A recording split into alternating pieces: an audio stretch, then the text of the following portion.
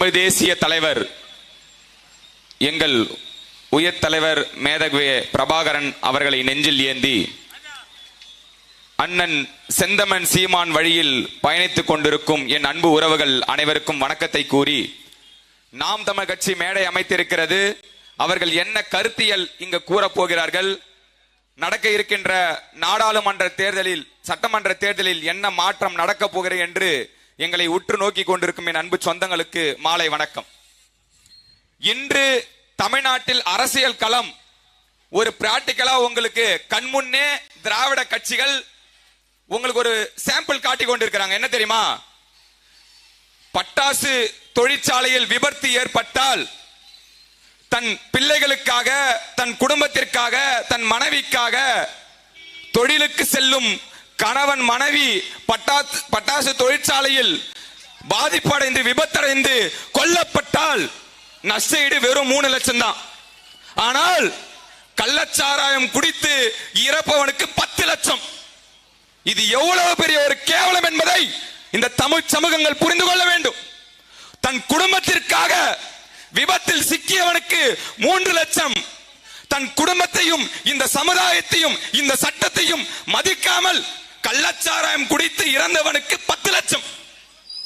இதெல்லாம் பார்த்து நீங்க புரிஞ்சுக்கணும், திருந்தணும் அப்படின்றதுக்காக தான் இந்த வேட்பாளர் அறிமுக கூட்டம் போட்டு இந்த திருட்டு திமுகவும் இந்த திராவிட கட்சிகளும் எதற்காக இந்த பூமியில் இருக்கு, இந்த நாம் தமிழ் கட்சி தூய அரசியலை நாங்கள் எதற்கு முன்வைக்கிறோம் என்பதை உங்களிடையே சொல்லத்தான் இந்த கூட்டம். அதை என் மக்கள் கேட்டுவிடக் கூடாது என்பதற்காக சந்தல போடுங்க, ஒரு ஓரமா போட்டுங்க எல்லாம் சொல்லுவாங்க. தடையை மீறிதான் ஒரு மரம் கூட, ஒரு விதை கூட வெளியே வருகிறது. இவ்வளவு மாபெரும் ஒரு புலி கூட்டம் வென்று வருவதற்கு இந்த தடை கூட இல்லைன்னா அப்புறம் வேற என்ன இருக்கு? என் அன்பு சொந்தங்களே, ஏரிகள் இல்லாத கிராமங்கள், குளங்கள் இல்லாத கிராமங்கள், இதை உருவாக்குவது என்றால் திராவிட கட்சியுடைய சாதனை. இன்னைக்கு எத்தனை குளங்கள் அழிக்கப்பட்டிருக்கு, ஏரிகள் அழிக்கப்பட்டிருக்கு, இயற்கைகள் அழிக்கப்பட்டிருக்கு.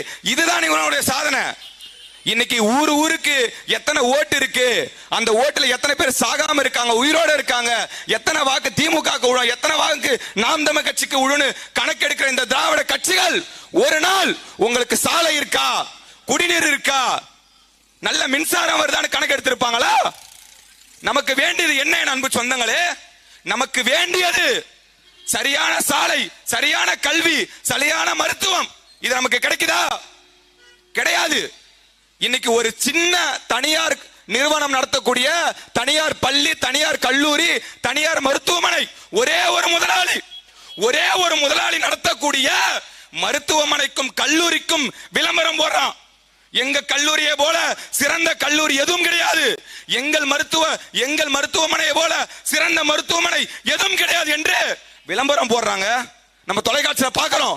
ஆனால் நாட்டை ஆளக்கூடிய இந்த திராவிட அரசு ஒரு நாளாவது என் அரசு மருத்துவமனைக்கு வா, நல்ல மருத்துவம் கிடைக்கும், என் அரசு கல்லூரியில் படிக்கவை, நல்ல மருத்துவம் கிடைக்கும் சொல்லிருப்பாங்களா?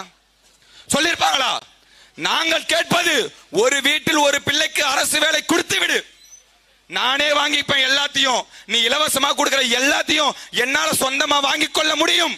என் வீட்டில் ஒரு பிள்ளைக்கு அரசு வேலை கொடுத்து விட்டால் அதை உற்று நோக்கி கொண்டிருக்கும் என் தமிழ் சமூகங்கள் புரிந்து கொண்டு உங்கள் பொன்னான வாக்கை எங்களது வெற்றி வேட்பாளர், மருத்துவர், படித்தவர் எங்கள் அக்கா அபிநயா அவர்களுக்கு ஒரே ஒரு முறை மாற்றத்தை, புரட்சியை மாற்ற நீங்கள் மைக் சின்னத்தில் வாக்களித்து அவர்களை வெற்றி பெற செய்ய வேண்டும் என கூறி விடைபெறுகிறேன். நன்றி, வணக்கம். நாம் தமிழர். மாணவர் பாசறையினுடைய பொறுப்பாளர்